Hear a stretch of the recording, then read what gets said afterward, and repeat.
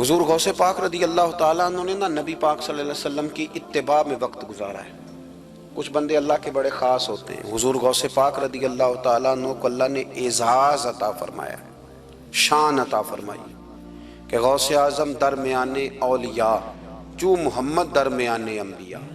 اس طرح نبیوں میں رسول کریم کا مقام ہے نا، اس طرح ولیوں میں غوث پاک جیلانی کا مقام ہے۔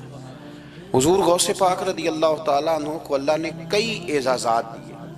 سب سے بڑی بات یہ کہ اللہ نے انہیں کرامات عطا کی۔ کرامت دین کا پورا ایک حصہ ہے۔ ہمارے ہاں نا لوگ کہتے ہیں اخلاق بیان کریں جی، وہ کہتے کیا تھے؟ کرامت کیا ہوتی؟ بھئی کرامت تو قرآن پاک نے بیان فرمائی۔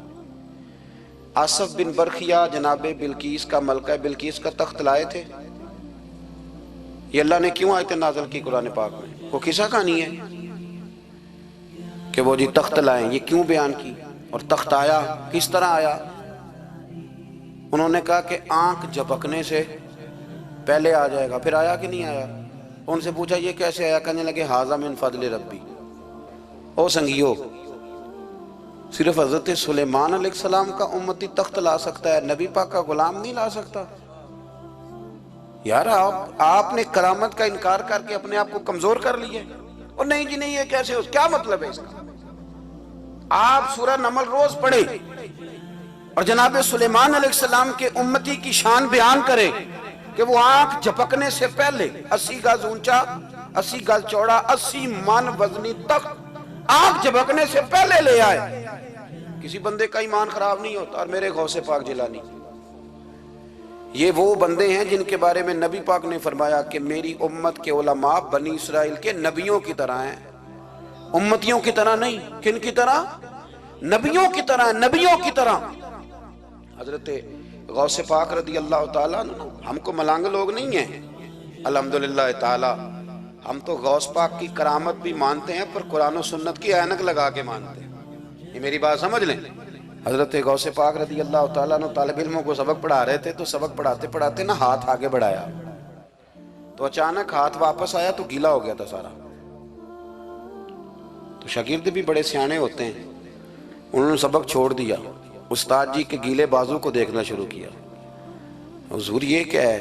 تو غوث پاک بھی غوث پاک تھے۔ ہر بندے کا ہاضمہ اتنا اچھا نہیں ہوتا کہ اس کو ہر بات ہضم ہو جائے۔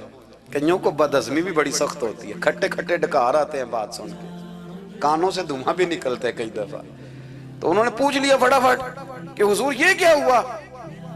تو غوث پاک کو پتا تھا کہ سب کا ہاضمہ ٹھیک ہے۔ میاں صاحب نے بھی کہا تھا خاصاں دی گلامہ آگے نہیں مناسب کرنی۔ اگلا شعر میں نہیں یہ پڑھنا کیونکہ زیادہ ڈاڈ ہے تو میں ادھر ہی رہتا ہوں، اتنا ہی کافی ہے کہ خاصاں دی گلامہ آگے نہیں مناسب کرنی۔ انہوں نے کہا حضور یہ کیا ہے؟ تو آپ فرمانے لگے تمہارے والی بات نہیں۔ اللہ اکبر۔ ابھی سبق پورا ہو رہا تھا تو بندے دوڑے دوڑے آ گئے اور انہوں نے نعرے لگانے شروع، یا غوث یا غوث یا غوث۔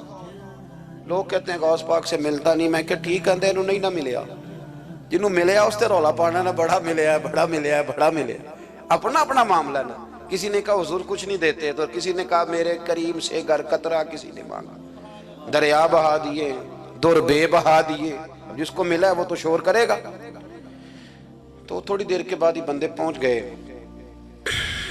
انہوں نے آ کے یا غوث کے نعرے بھی لگائے، وہ مچلے بھی، وہ روئے بھی، وہ قدم بھی چومے، اپنے مقدر پہ ناز بھی کیا۔ شکر ہے اللہ کا، اللہ نے ہمیں آپ کا غلام بنایا، شکر ہے۔ تو طالب علموں نے پوچھا ہوا کیا؟ کہنے لگے کشتی میں بیٹھے تھے تو ڈوبنے لگی تھی، تو ہم نے کہا کہ ہم تو غوث پاک کے ماننے والے ہیں۔ تو پھر حضور غوث اعظم کا دست مبارک نمودار ہوا ہے اور کشتی کو پکڑ کے کنارے لگا دیا ہے، کشتی کو پکڑ کے کنارے لگا دیا ہے۔ ایک قریب کہنے لگا یہ کیسے ہو سکتا ہے؟ تو دوسرا اس کی کمر پہ تھپکے دے کے کہنے لگا ویسے ہی ہو سکتا ہے جیسے آصف بن برخیہ کے ساتھ ہوا تھا، بالکل ویسے ہی ہو سکتا ہے۔ سیدنا غوث اعظم کی کرامات اتنی متواتر کے ساتھ ہیں کہ ملا علی قاری فرماتے اتنی تو کرامتیں سنی نہیں اتنی غوث پاک کو اللہ نے عطا فرمائی۔ رب کریم نے انہیں درجہ دیا، وقار دیا، ان کی دعاؤں کو قبولیت دی، اللہ نے انہیں اعزاز کے ساتھ نوازا، اللہ نے ان پر فضل فرمایا۔